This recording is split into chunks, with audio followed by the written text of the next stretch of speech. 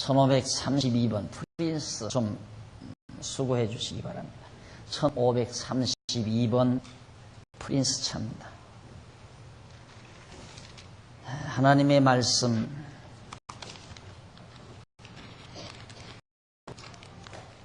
역대하 2장 11절 봅니다. 역대하 2장 11절.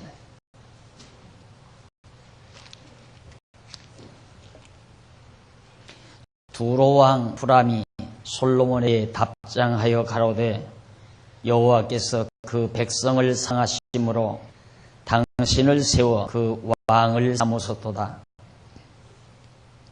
또 가로되 천지를 지으신 이스라엘 하나님 여호와는 송축을 받으실지로다.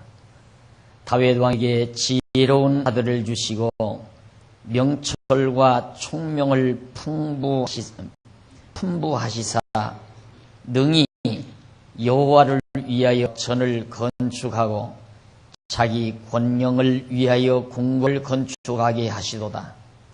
내가 이제 공교하고 총명한 사람을 보내오니 전에 내 부친 후람에게 속하였던 자라. 이 사람은 다느 여자 중 한 여인의 아들이요 그 아비는 두로 사람이다. 능히 금, 은, 동, 철과 돌과 나무와 자색, 황색, 홍색 실과 가는 배실로 일을 잘하며 또 모든 아로 새기는 일에 익숙하고 모든 기묘한 식양에 능한 자니 당신의 공교한 공장과 당신의 부친 내주 다윗의 공교한 공장과 함께 일하게 하소서. 내 주의 말씀하신 밀과 보리와 기름과 포도주는 주의 종들에게 보내소서. 우리가 레바논에서 당신의 쓰실 만큼 벌목하여 때를 여겨 바다에 띄워 욥바로 보내리니 당신은 순하여 예루살렘으로 올리소서 하였더라. 16절까지 봉독했습니다. 지난 시간 우리 솔로몬 왕이 번영하는 내용 과정을 우리들이 살피는 가운데 성전을 건축할 준비를 서두르는 내용을 살펴보았습니다. 이것은 다윗 왕조를 보호하시는 하나님의 섭리의 의미를 담고 있다고 말씀드린 바 있습니다. 지난 시간 이제 그 성전 건축을 솔로몬이 준비하면서 아버지가 다윗이 예비해 놓은 모든 자재들이 꽤 많지만은 그래도 이것저것 더 보충해야 될 것들이 많았습니다. 그리고 자재가 있다고 해서 성전이 세워지는 것이 아니고 그 자재들로 성전을 건축해야 되기 때문에 그만한 기술자, 건축 기술자들이 또한 필요하게 된 겁니다. 또 모자라는 자재도 필요하고요.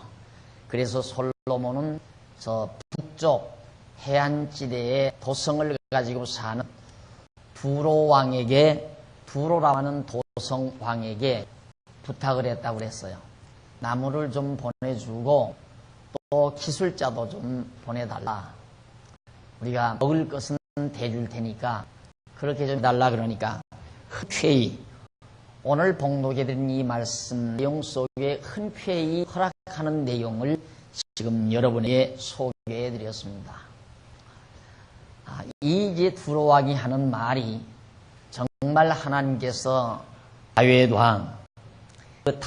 왕에게 귀한 아들, 지혜롭고 총명 있고 정말 능력 있는 그런 아들을 주어가지고 그 왕위를 잇게 해서 이제 왕궁도 짓고 하나님의 덤도 지을 수 있게 됐으니 참으로 축하를 드린다는 뜻에서 말을 하고 있습니다. 그러면서 이제 당신이 요구한 대로, 솔로몬이 요구한 대로 모든 기술자도 보내고 아주 솜씨 좋은 철을, 특히 금이나 은이나 철을 잘 다루는 철공업자, 그리고 또 거기에 필요한 많은 백향목나무, 이 지상에서 가장 좋다는 나무입니다. 이 백향목나무를 레바논에서 잘라가지고 수은 배로, 배가 아니라 뗏목 사해바다, 지중해 바다에 띄워서 요바로 보내겠다. 그러니까 거기서 당신은 운반해서 예루살렘에 가져다가 성전 건축 사용하도록 하십시오 라고 지금 16절까지 해서 회의 승낙하는 내용이었습니다. 하나님께서 예리하신 일이고 또 하나님께서 해가시는 일이기 때문에 이 일이 순조롭게 되지 않을 수가 없죠. 아주 순조롭게 잘 진행이 됩니다. 그 다음 이제 그 16절까지인데 17절 한번 보면, 전에 솔로몬에 붙인 다윗이 이스라엘 땅에 거한 이방 사람을 조사하였더니 이제 솔로몬이 다시 조사함에 모두 15만 3,600인이라. 그 중에 7만이는 담군이 되게 하였고 8만이는 산에서 벌목하게 하였고 3,600인은 감독을 삼아 백성에게 일을 시키게 하였다. 이스라엘 땅에 거하는 이방 백성들도 전부 성전 건축에 동원이 돼서 때로는 감독을 삼기도 하고 벌목하는 데 일을 하기도 하고 등등 많은 일들을 시키게 됐습니다. 그것이 바로 18절까지, 17절로 8절까지 해서 밝혀준 내용이죠. 자, 이렇게 하나님의 들어간 전이, 여호와의 전이 예루살렘에 세워지는 데는 이스라엘 택한 백성만으로 가능했던 것이 아니라 이방 민족들을 통해서도 바로 성전을 세워가도록 섭리하신 것, 이것은 하나님의 깊으신 의도가 담겨져 있는 겁니다. 오늘 우리는 신약교회 성도들을 성전을 지어간다고 바울은 그렇게 설명을 합니다. 에베소서에서 우리는 하나님의 집으로 세워진다, 성전을 짓는다, 그 말이거든요. 그럼 오늘 우리는 이스라엘 민족이 아니에요. 혈육으로 아브라함의 자손이 아니라 말입니다. 우리는 어디까지나 이방 민족이에요. 바로 이방 민족을 통하여 하나님의 거룩한 참 성전, 신령 성전을 지을 것에 대한 하나의 모형과 예표로서 하나님께서는 솔로몬을 통하여 이방 민족 백성, 이방 백성들을 불러다가 성전을 짓는데 동력하게 만들었던 것이다 하는 것이 마지막 절까지의 내용이었습니다. 자, 이렇게 해서 모든 이제 일꾼도, 일할 사람도 준비가 되고 자재도 이제 다 예비가 되고 기술자도 다 준비가 되고 이제는 공사만 남았습니다. 실제로 공사할 일. 그래서 3장과 4장은 성전 건축을 하는 공사 내용이, 성전 건축 공사 내용이 바로 역대하 3장과 4장에 소개됩니다. 우선 그 가운데 3장 1절로 7절에 보면 솔로몬이 모리아산에서 식양대로 전 건축하기를 시작했다고 했습니다. 솔로몬이 예루살렘 모리아산에 여호와의 전 건축하기를 시작하니 그곳은 전에 여호와께서 그 아비 다윗에게 나타나신 곳이요 여부스 사람 오르나노 타작마당에 다윗이 정한 곳이라. 솔로몬이 왕위에 나아간 지 4년 2월 초 2일에 건축하기를 시작하였더라.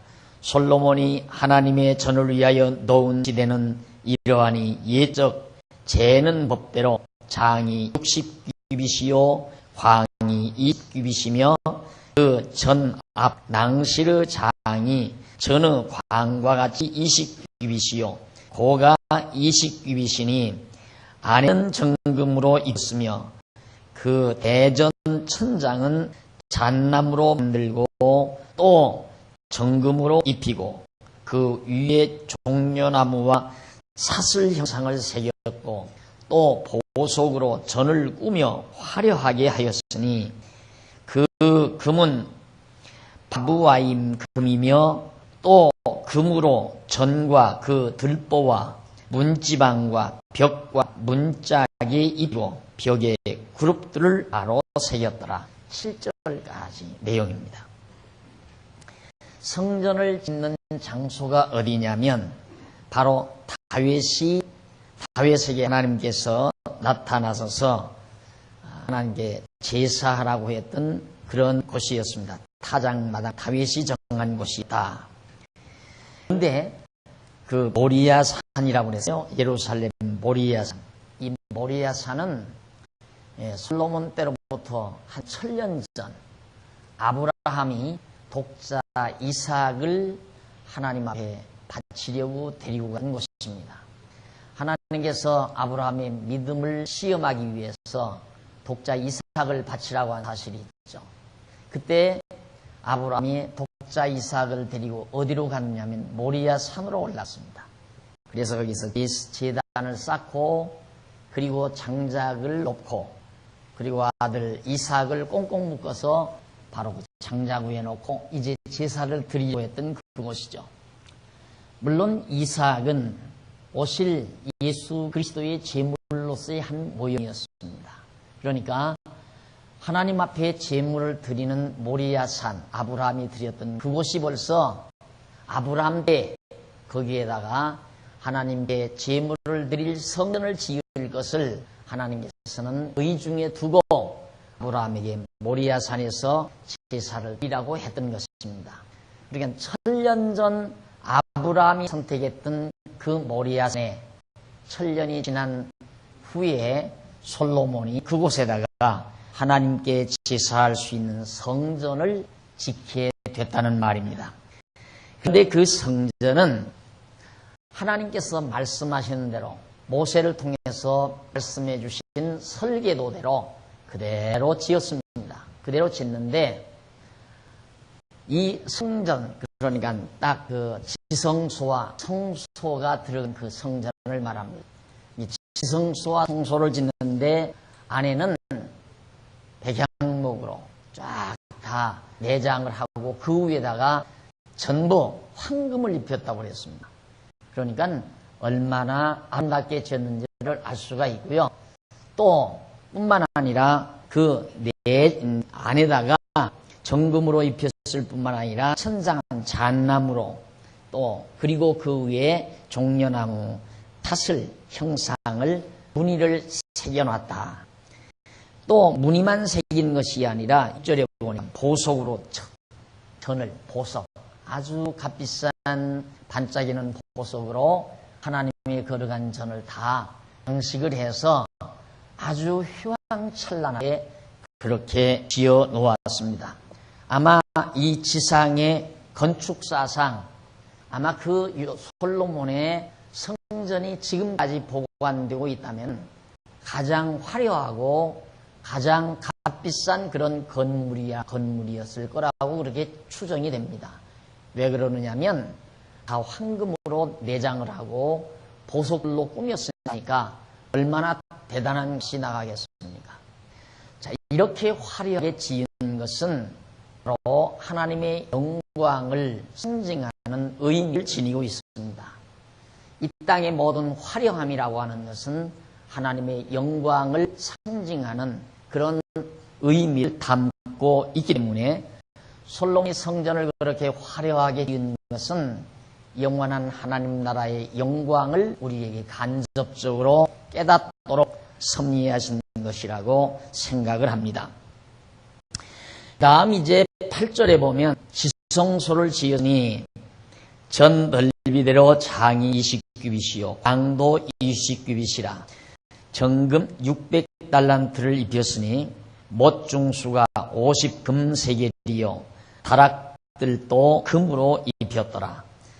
자, 금으로 되지 아니한 것이 아무도 없었다. 전부 금으로 다 성전을 금과 보석으로 그렇게 지었다. 그런데 사도 바울이 이제 그 서신서에 보면 바울이 그런 말을 합니다. 집을 짓는데 하나님께서 집을 지은 자의 그 공적을 시험을 할 때 나무나 풀이나 집으로 지은 것은 불에 다 없어진다 이 말이죠. 그러나 금이나 은이나 보석으로 지은 것은 불이 나도 그대로 그것이 존재했다. 그러니까 그것이 바로 우리의 집을 지은 것에 대한 시험의 결과죠. 그러니까 나무나 집이나 풀로 지은 것은 다 없어진다 이 말이에요. 그 말은 금이나 은이나 보석과 같은 이런 것들은 정말 불변의 것이죠. 영원히 변함이 없는 불변을 우리에게 말해주는 것입니다. 그러니까 성전을 짓는 것은 불변의 자재로 지어야지 나무나 풀이나 지푸라기로 만약에 성전을 짓게 되면 불에 타 없어져 버리고 만다. 그것은 바울이 뭘 의미하고 뭘 의중에 두고 말하는 것이냐면 하나님의 거룩한 전은 진리로서 지어야 돼. 영원히 불변하는 진리의 말씀으로 성전을 지어야지 진리가 아닌 것으로 성전을 지어놓으면 그것은 불에 타 없어져서 공적이 드러나지 않게 된다. 그런 뜻입니다. 그러니까 성전이라는 것은 반드시 하나님의 말씀, 영원히 불변하는 하나님의 말씀의 기초 위에 하나님의 거룩한 전을 세워야지 인간의 철학이나 사상, 세기에 따라 문화권에 따라 상황 따라 변해가는 인간의 사상이나 철학 위에 성전을 짓는 것은 다 없어져 버릴 것들이 되고 만다는 사실을 바울은 우리에게 가르쳐주기 위해서 그렇게 말씀해주고 있었던 겁니다. 그런데 솔로몬은 이처럼 불변의 금이나 은이나 보석들로 하나님의 거룩한 전을 지었습니다. 오늘 우리 장안중앙교회가 시종 하나님의 말씀만을 여러분들에게 가르쳐드리는 이유는 바로 우리의 수고가 헛되지 않기 위해서인 것입니다. 만약에 박용기의 사상이라든가 어떤 이 땅의 유명한 사상가의 사상의 기초 위에 장안중앙교회를 세운다면 세대의 흐름과 다 무너버리고 맙니다. 서구교회가 무너져 내리고 미국의 교회가 흔들리는 이유도 바로 정말 진리의 말씀 위에 교회가 세워지지 아니하고 그 시대를 이끌어가는 인간들의 철학과 사상이 가미된 불순한 것들로 하나님의 전을 지어놨기 때문에 다 무너져 내리고 있는 것입니다. 그런 의미에서 오늘 우리는 그런 시행착오를 다시는 되풀이해서는 안 되죠. 시행착오하지 말고 성경이 가르치는 대로 솔로몬이 보석과 황금과 은이나 이런 불변의 것들로 하나님의 거룩한 성전 지었듯이 오늘 우리도 불변의 진리, 하나님의 말씀으로 하나님의 전을 지어가는 것은 너무도 당연한 일이라고 그렇게 생각을 합니다. 따라서 전을 세워갈 그리스도의 지체된 우리 성도들은 너나 할 것 없이 모두 다 하나님의 말씀으로 굳게 무장이 되어야 됩니다. 예를 들어 우리 성도들이 4,500명의 성들이 하나님의 말씀으로 똘똘 뭉쳐져서 한마음 한뜻이 되면 이 교회는 흔들림이 없습니다. 하지만 4,500명의 성도와 여러분의 여러 재직원들 또 여러분의 장로님들 우리가 이렇게 하나 뭉쳐져 있다 할지라도 중간에 하나님의 말씀을 믿는 것과 아는 것이 같지 않아서 서로 마음이 변질이 되고 서로 흩어져 버린다면 장안중앙교회는 무너져 내리고 마는 것입니다. 따라서 우리는 열심으로 하나님의 말씀을 배우고 연마해서 서로 믿고 아는 것이 같아져야 됩니다. 그래서 죽는 날까지 변하지 말아야 된다 이 말이죠. 변함없이 우리는 뭉쳐 있어야 됩니다. 하나님의 말씀의 기초 위에 견고히 서 있어야 됩니다. 어떤 세상 사조가 우리를 유혹한다 할지라도 흔들리지 말고 자기 자리를 지키고 있어야 견고한 하나님의 전이 된다는 뜻입니다. 우리는 이 땅에 하나님의 전을 짓는 집을 짓는 자들입니다. 이렇게 견고한 진리의 터 위에 진리의 말씀으로 세워진 교회는 창수가 나고 비가 내려도 바람이 불어도 흔들리지 않고 무너나지 않습니다. 태풍에 많은 집들이 무너져 내리고 다 떠내려가는 그런 사태를 우리는 눈으로 보았습니다. 성전도 마찬가지입니다.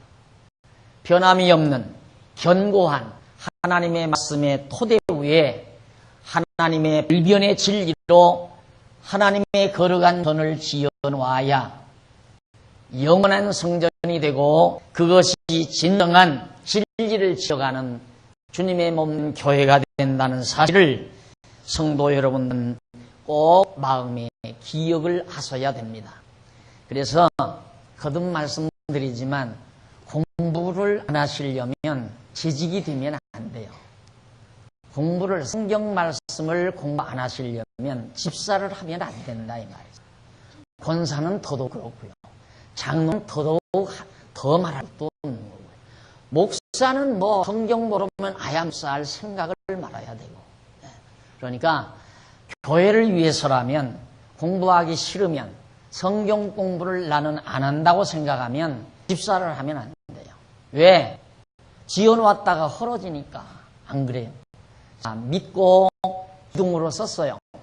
그런데 기둥이 흔들려 버려요. 집이 다 무너져 버려요. 믿고 석가래로 사용을 했어요. 그런데 그 석가래가 빠져 도망가 버렸어요. 집이 물이 새버리고 만나는 말이에요. 그러니까 적어도 장안중앙교회에 재직이 되려면 집사나 권사나 장로 이렇게 재직원이 되려면 정말 하나님의 말씀으로 견고히 무장이 되어야 됩니다. 그래서 어떤 유혹에도 흔들리지 말고 이것이 확고한 성경적 진리라는 사실을 강하게 걷어쥐고 견고하게 변함없이 끝까지 진리를 사수하며 사는 삶이 곧 장안중앙교회 온당한 지지권이라는 사실을 기억하셔야 됩니다. 솔로몬이 돈 자랑하기 위해서 황금으로 지은 게 아닙니다. 솔로몬이 화려하게 살고 싶어서 보석으로 성전을 지은 것이 아닙니다.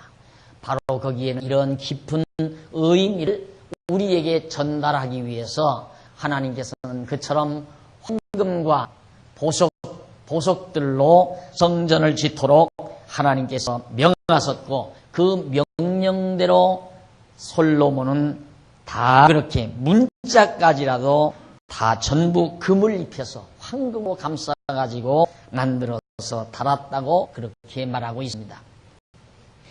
그 다음 이제 10절에 보면 지성소 안에 두 그루브 형상을 세 개 만들어 금으로 입혔으니 두 그루브 날개가 길이가 모두 20규빗이라 좌편 그루브 한 날개는 5규빗이니 전 벽에 닿고 그 날개도 5규빗이니 우편 그룹 날개에 닿았으며 우편 그루브 한 날개도 5규빗이니 전 벽에 닿았고 그 한 날개도 5규빗이니 좌편 그루브 날개에 닿았으니 이 그루브 편 날개가 모두 20규빗이라 그 얼굴을 외소로 향하고서 서 있으며 청색 자색 홍실과 고운 배실로 문장 짓고 그 위에 그루브 형상을 수놓았더라.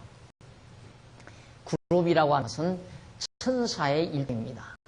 날개를 퍼뜨리고 이렇게 양쪽으로 날개를 퍼뜨리고 이게 이제 지성소라고 한다면 한 날개는 저쪽 벽에 닿습니다. 이쪽 그룹의 날개가 또 저쪽 벽에 닿고 왼쪽 날개와 저쪽의 그룹의 오른쪽 날개가 맞닿습니다. 그러니까 이쪽에서 저쪽까지가 20규빗인데 그룹 한 그룹의 날개가 양쪽 날개가 10규빗씩 돼서 지성소 안에 그 날개로 다 덮습니다. 우리가 보통 성경에도 그러잖아요. 암탈기, 병아리 모음처럼, 달개 아래 모음처럼 그 말은 보호를 뜻하는 거거든요. 그러니까 지성소에 천사의 모습을 황금으로 만들어 이렇게 날개를 펴도록 한 것은 바로 하나님의 언약궤, 그 언약궤를 변함없이 지키고 보호하신다는 하나님의 의도를, 상징적인 의도를 깊이 담고 있습니다. 그러니까 그 날개 밑에다가 언약궤를 딱 놓거든요. 언약궤를 딱 놓고 그 언약궤 안에 바로 지팡이와 아론의 쌍난 지팡이, 십계명판, 그리고 만라단지 이런 것들을 놔두기 때문에 그게 이제 하나님의 언약궤, 이름을 두신 언약궤란 말입니다. 그러니까 그걸 하나님이 변함없이 우리와의 언약을 변함없이 지켜주시고 보호하신다는 그런 의도를 담기 위해서 그렇게 그룹을 만들어서 지성소 안에 두도록 그렇게 또 하나님께서 섭리하신 것입니다.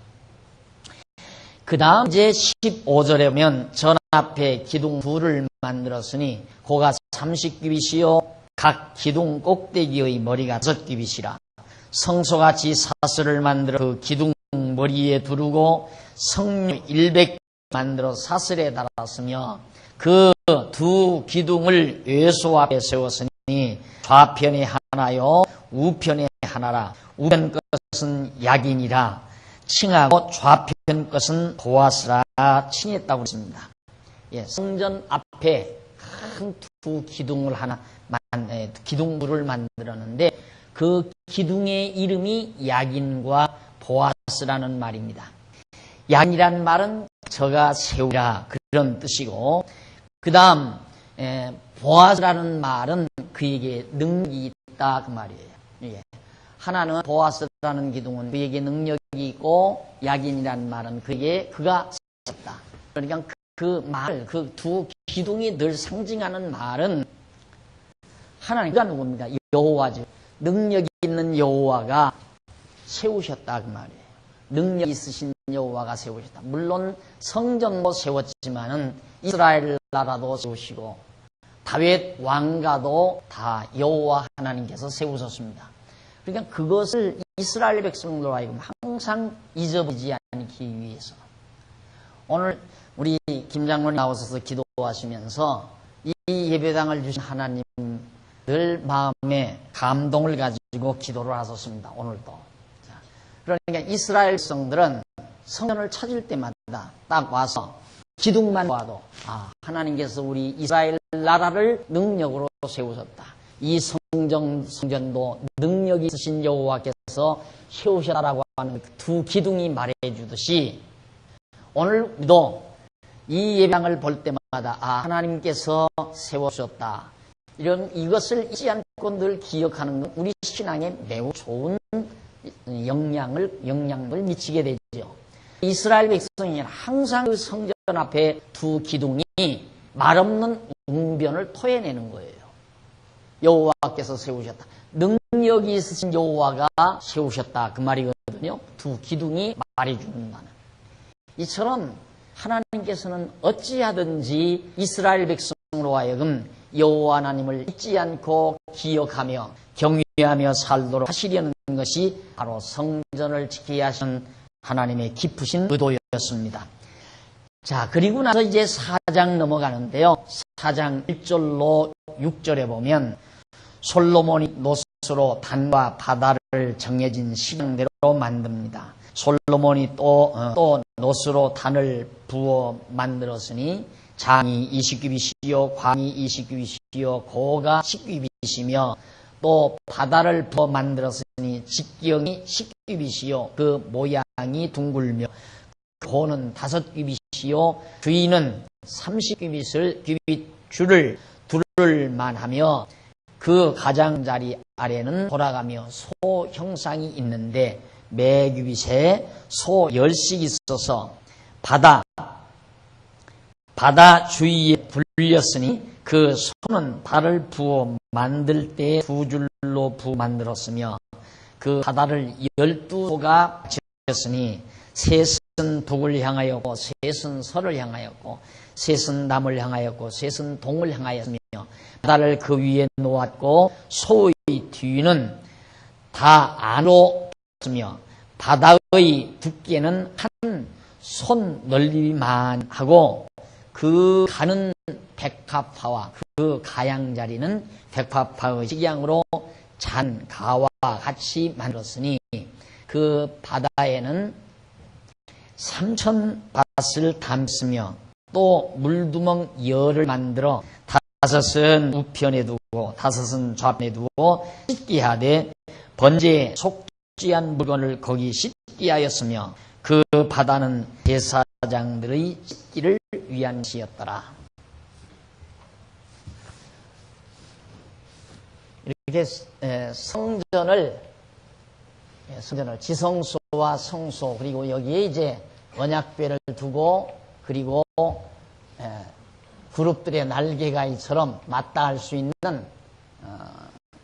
그룹을 만들어 놓고 그리고 이게 지성소 안이에요. 그런데 이 바깥에 마당이거든요. 뜰인데 여기에 이제 제단도 이렇게 노수로 만들었다.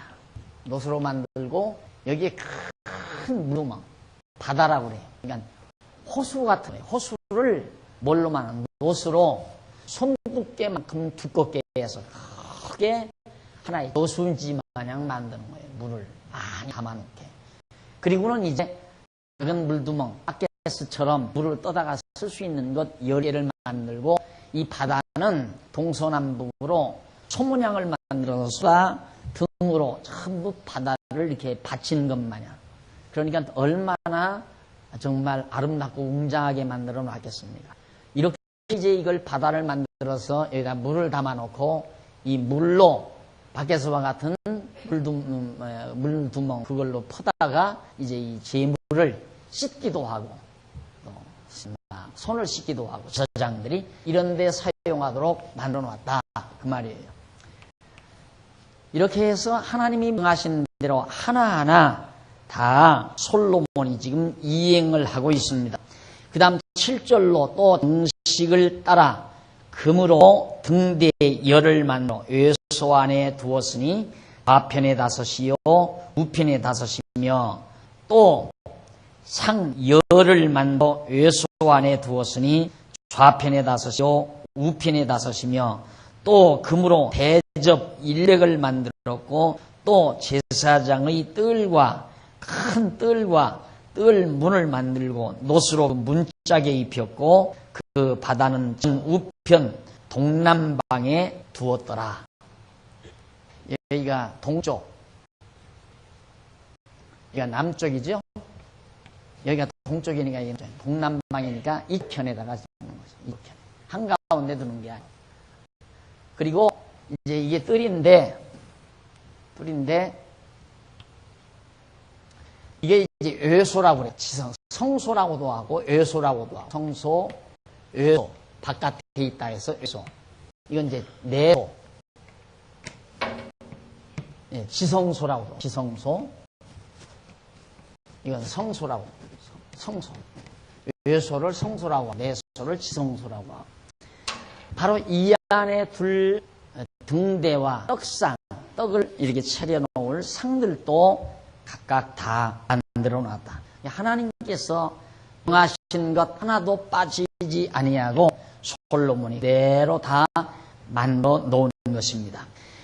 그 다음 이제 11절에 보면 후람이 또 솔과 부삽과 대접을 만들었더라. 이와 같이 후람이 솔로몬 왕을 위하여 하나님의 전에서 하는 일을 마쳤으니 곧 기둥 둘과 그 기둥 꼭대기의 공 같은 머리 둘과 또 기둥 꼭대기의 공 같은 기둥 머리를 가리우는 그물 둘과 또 그 그물들을 위하여 만든 바 매 그물에 두 줄씩 두 줄씩으로 기둥 이의 공 같은 두 머리를 가리우기에 한 400석류와 또 받침과 받침 이의 물두멍과 한 바다와 바다 아래 12소와 솔과 부삭과 고기 갈고리와 여호와의 전의 모든 그릇들이라.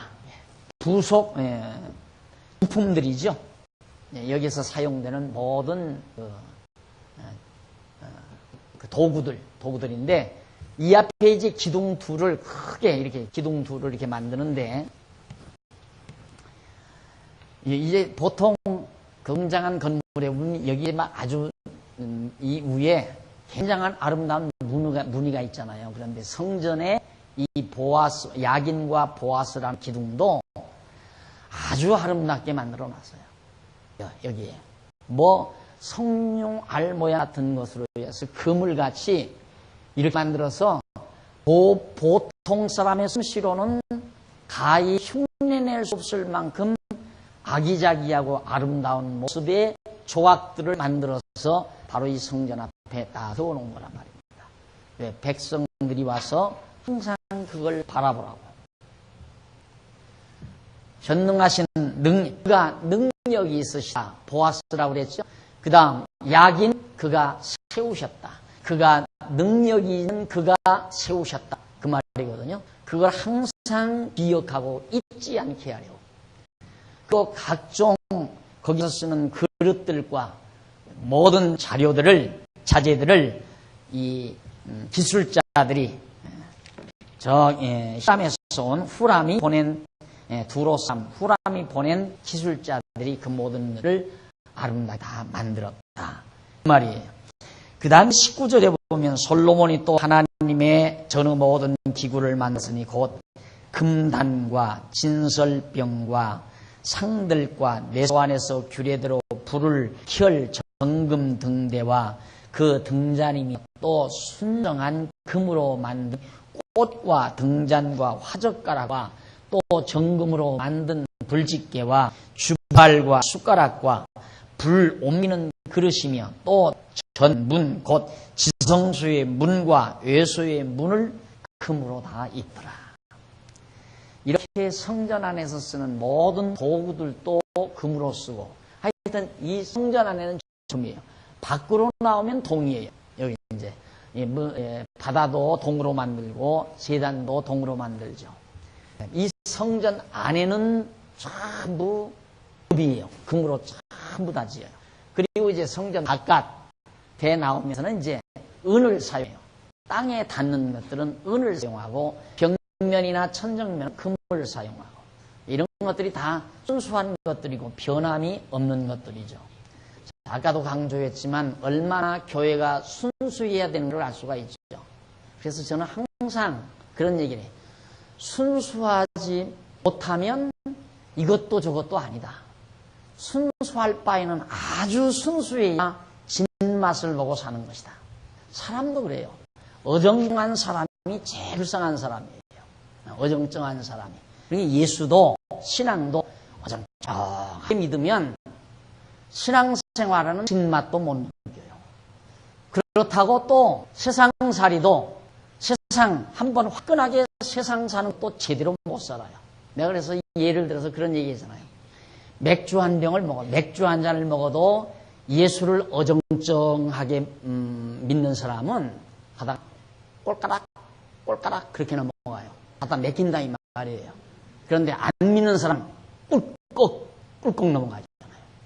속 시원하게 넘어간다 이 말이에요. 제일 불쌍한 사람이에요. 아야 믿을 바에는 깨끗하게 순수하게 그렇게 믿어야 진맛을 보는 거죠. 교회도 마찬가지예요. 또 아야 순수하지 못할 바에야 그냥 사업해버리는 거예요. 사업적으로. 교회도 순수하지 못할 바에야. 안 그래요? 그래야 뭔가 또 그런 대로 그 사람도 또 거기에 성공했다고 하는 거니까요. 사람 보기에 성공했다고 할 거 아니에요. 그러지 않을 바에는 순수할수록 좋아요. 순수할수록.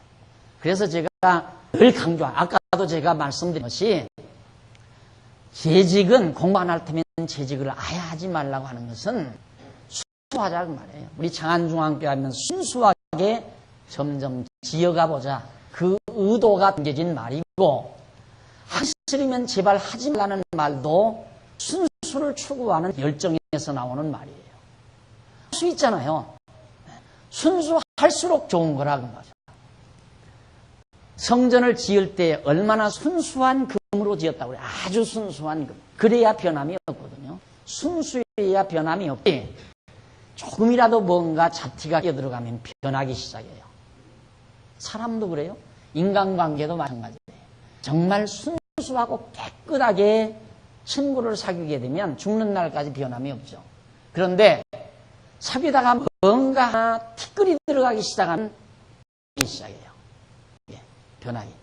그러니까 역시 집 모든 음식도 그러잖아요. 음식도 아주 깨끗한 음식을 진공관 속에 집어넣으면 변함이 없어요. 그런데 음식 속에 작은 티끌이 하나 들어갔다. 그냥 거기서부터 부패해지기 시작하는 것과 똑같다 이 말이에요. 물론 부패한 타락한 세상 속에서 순수하고 아주 완벽하게 순수한 교회가 가능하겠느냐. 이것은 내가 늘 강조하는 거지만 불가능하다. 우리 육신이 살아있는 동안에는 이게 불가능하다는 걸 이미 말씀을 드렸습니다. 그렇지만 우리는 순수를 향해서 갈 수는 있다 이 말이죠. 순수한 교회를 향해서 갈 수는 있다. 완전히 이 세상에서 우리 육신을 쓰고 완벽하게 이룰 수는 없지만 그곳을 향해서 가는 건 순수한 교회가 결국 이루어지는 거거든요. 순수한 만큼 우리에게는 유익이 있는 거죠. 순수한 농도만큼. 그래서 순수한 못한 교회 할 바에 안 할 바에 순수한 교회를 순수한 교회 쪽으로 가지 않을 바에야 우리 할 필요 없잖아요. 그래서 피곤해요.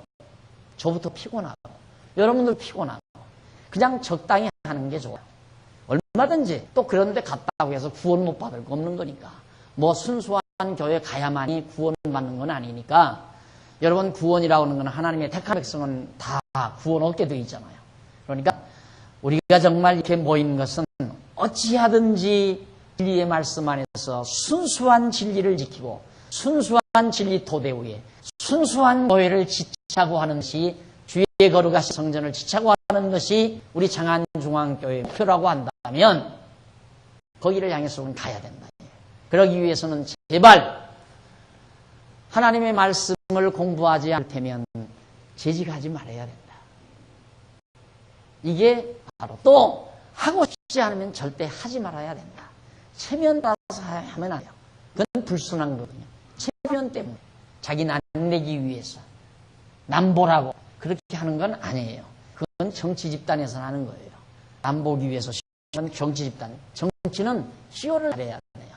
그래야 정치가가 되는 거지만 우리 교회 생활하면서 쇼하면 되겠어요. 그러니까 정말 하나님의 교회는 순수한 황금과 보석으로 변함없는 보석으로 짙듯이 우리 교회 장안중앙교회 이 시대의 신령한 교회 우리 장안중앙교회를 변함없는 하나님의 말씀과 진리 토대 위에 하나님의 말씀으로 지어가는 아름다운 성전으로 우리가 지어가야 된다 하는 얘기입니다. 자, 이렇게 해서 솔로몬은 정말 예수문까지라도 전부 황금으로 입혀서 성전을 지었다. 이렇게 성전 공사가 이제 잘 이루어졌습니다. 그리고 나니까 5장 넘어갑니다. 5장과 6장은 어떠한 내용인가? 하나님께서 명하신 말씀대로 이 성전을 다 이렇게 지어놓고 나니까 얼마나 좋아요. 자, 그런데 솔로몬이 하나님께 찬송과 기도를 드립니다. 이것만 봐도 솔로몬이 이렇게 지은 것이 내가 지은 게 아니로구나. 하나님이 짓는 거라 그래요. 하나님이 지으신 것이다. 그래서 하나님이 언약하시는 대로 또 하나님이 명령하시는 대로 성전이 순조롭게 잘 지어져 가므로 하나님께서 지어주었다는 이 성전을 지키게 되는 은혜를 솔로몬이 금할 길이었습니다. 그래서 찬송도 하고 또 하나님 앞에 구할 것이 있어서 기도하고 하는 내용이 5장과 6장에 소개되고 있어요. 그런데 여기서 한 가지 명심하실 일은 앞으로 이제 또 정리가 되겠지만 이 솔로몬 때의 이제 이 성전은 아주 순조롭게 지었어요. 순조롭게. 아주 순조롭게.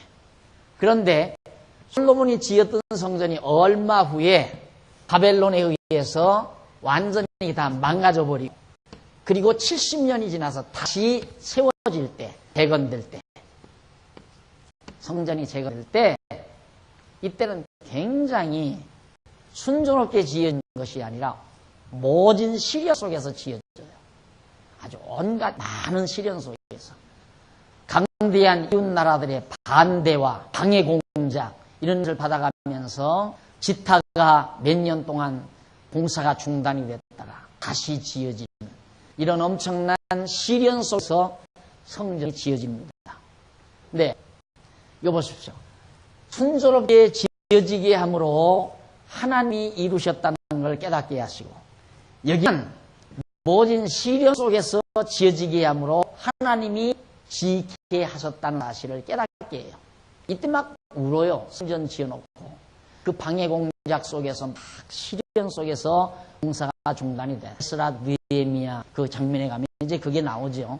성전 재건 공사 장면이. 그런데 재건하려고 하니까 주변 국가들이 막 방해 공작, 바벨론의 영향을 받아가지고 방해 공작을 하니까 그러니까 나중에는 막 중단을 해요. 중단하다가 선지자들이 와서 이거 왜 중단하느냐? 하나님이 지으라고 했는데 뭘 두려워하느냐? 그러니까 강한 지도자가 나타나서 지쳐 우리 하나님을 지휘하고 하나님이 우리와 함께한다.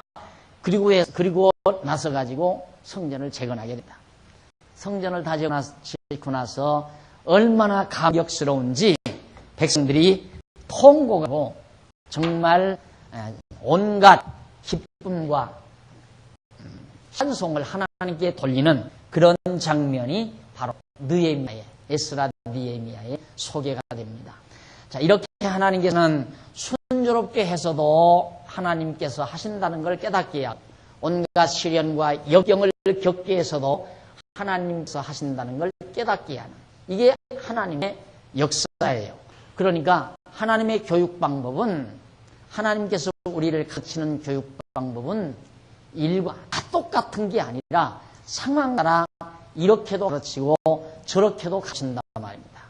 우리 일이 순조롭게 잘 되졌을 때 어떤 사람은 일이 순조롭게 잘 되니까 자기 잘나서 잘 되는 줄 알아요. 반대로. 그런가 하면 어떤 사람은 일이 순조롭게 잘 되니까 야 하나님께서 해주셨다. 오늘 우리 이 예배당 지을 때도 얼마나 순조롭게 잘 됐습니까? 뭐 정말 일사천리로 정말 담뱃값 공무원들에게 담뱃값 안 주고 이 일을 다 끝마친 거거든요, 사실상. 그러니까 얼마나 순조롭게 잘 돼서 이 일하기 어려운 이 나라에서. 그러니까 다 놀랐죠. 야, 정말 하나님이 하게 해주셨다. 그래서 장로님들이 늘 감동해서 기도할 때마다 이 좋은 예배당을 주신 하나님의 은혜를 잊지 않고 늘 감동하고 감사하는 이도 거기에 있습니다. 그러나 꼭 그렇게 해서만 가르치는 게 아니라 만약에 잘못된 자면 그렇게 잘 되니까 보라고 내가 용단을 내려 잘 된 거라고 그때 내가 용을 잘 내린 거라고 그래서 모든 공로와 모든 업적을 인간에게 드리는 어떤 장로님이 용단을 잘 내렸고 목사님이 용단을 잘 내렸고 누구가 참 공사를 잘했고 이렇게 해서 다 잘됐다. 사람이 잘해서 잘했다 이 말이지. 그렇게 볼 수도 있잖아요. 그건 어리석은 자들의 시각이고 지혜로운 자들은 이야 정말 하나님이 하셨다. 정말로 하나님이 하셨다. 여러분 지금 자꾸 날 들어보는데 땅은 언제 사요? 땅은 언제 사요? 땅은 언제 사요? 그래요. 내가 늘 그런 생각. 순조롭게만 하나님이 해주시는 게 아니라 아주 어렵도 하시는 거다. 왜 그렇게 자꾸 고박해? 하나님이 다 예비해 놓으시면 될 분 되게 돼 있으니까 조급하다고 되는 게 아니잖아요. 아무리 우리가 하고 싶어도 안 되는 걸 어떻게 해요? 안 그래요? 그러니까 안 된다고 해서 절망하지 말고 안 되는 걸 통해서도 하나님 배우고 되는 걸 통해서도 하나님 배워가는 이것이 하나님 앞에서의 지혜롭게 사는 우리들의 올바른 자태라는 것을 꼭 명심해야 됩니다. 그래서 솔로몬이 전을 위하여 만든 모든 것이 마친지라 전부 다 이제 공사가 다 끝났어요. 이에 그 진 다윗이 드린 은과 금과 모든 기구를 가져다가 하나님의 전 곡간에 두었더라. 전부 다. 붙인 다윗이 드린 은과 금 모든 기구, 방패, 성전 모든 기구들 이런 거를 창고에다가 거득거득. 그러니까 성전 창고는 보물로 가득 들어있는 거예요. 온갖 보물로. 자, 이에 솔로몬이 여호와의 언약궤를 다윗성 곧 시온에서 매어 올리고자 하여 이스라엘 장로과 모든 지파의 곧 이스라엘 자손의 족장들을 다 예루살렘으로 소집하니 7월 절기에 이스라엘 모든 사람이 다 왕에게로 모이고 이스라엘 장로들이 다 이름에 레위 사람이 궤를 매니라.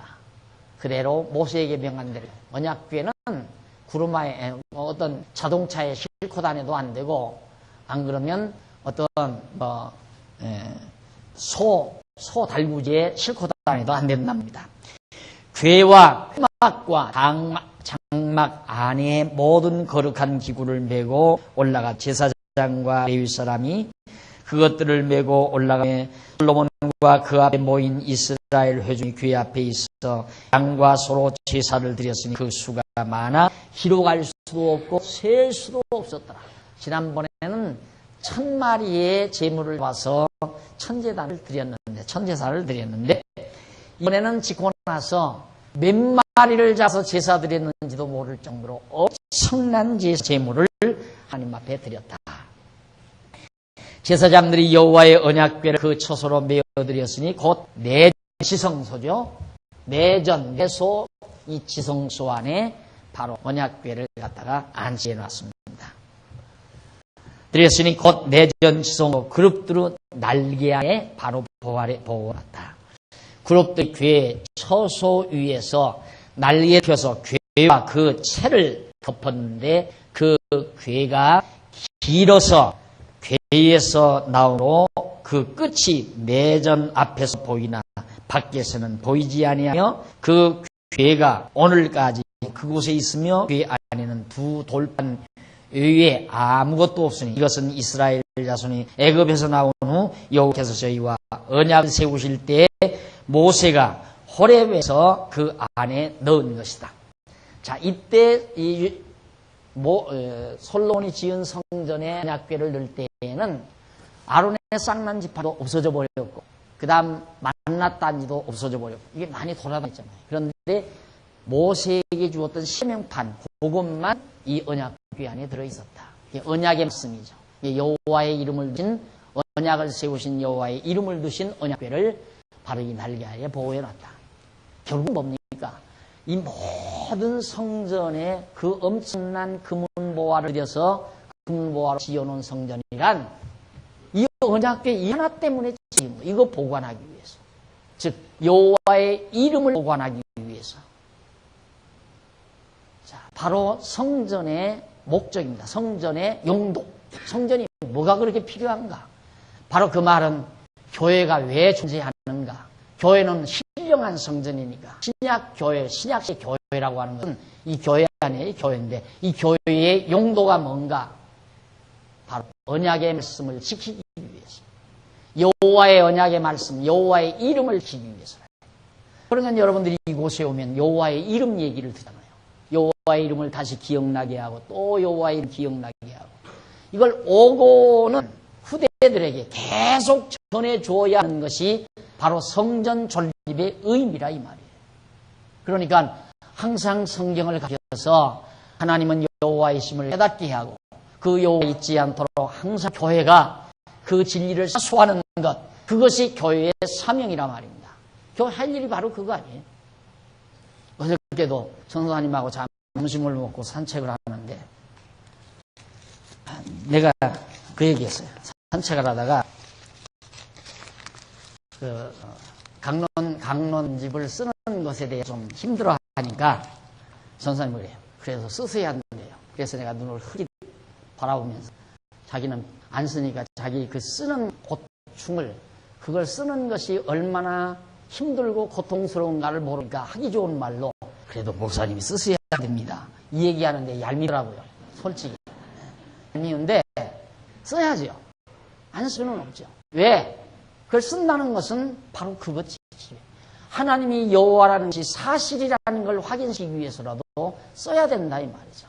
그러니까 그 사명 없이는, 그 사명에 대한 열정 없이는 못하죠. 그게 교회니까. 만약에 그거 안 한다면 장안중앙교회 전립에서 뭐예요? 와서 주일날 와서 점심 먹고 같이 차 마시고 즐기기 위한 게 교회 목적입니다.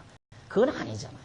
그건 하나의 교회가 존립하는 과정에서 있어지는 하나의 우리들의 문화죠. 그건 문화일 뿐이지 교회가 존립하는 근본 목적은 여호와의 이름 보관하기 위해서, 이 진리를 보관하기 위해서, 불변의 진리, 변함없인 여호와의 이름을 지키기 위해서, 이 진리를 지키기 위해서 바로 교회가 존립하는 것이다.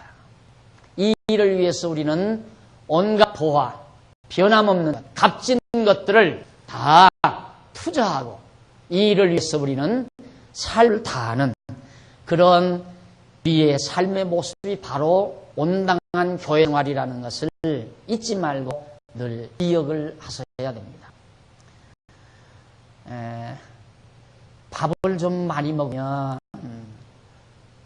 많이 먹어서 몸은 좋은데 밥을 많이 먹고 나면 머리가 희미해져서 일을 못하니까 또 안 좋아요. 그러니까 밥을 많이 먹으면 몸은 좋고 일은 못하고, 밥을 적게 먹으면 몸이 좀 야위는 듯 싶고 일은 잘해지고. 뭘 해야 되겠어요? 그래도 뭘 해야 되겠어요? 어저께도 우리 집사님들이 나오셔서 열심히 하시고 그러니까 어느 분이 맛있는 거 준비해놨다고 오시란다고 내가 가자고 그러는데 그거 먹었다가 또 땡하는 걸 뭐.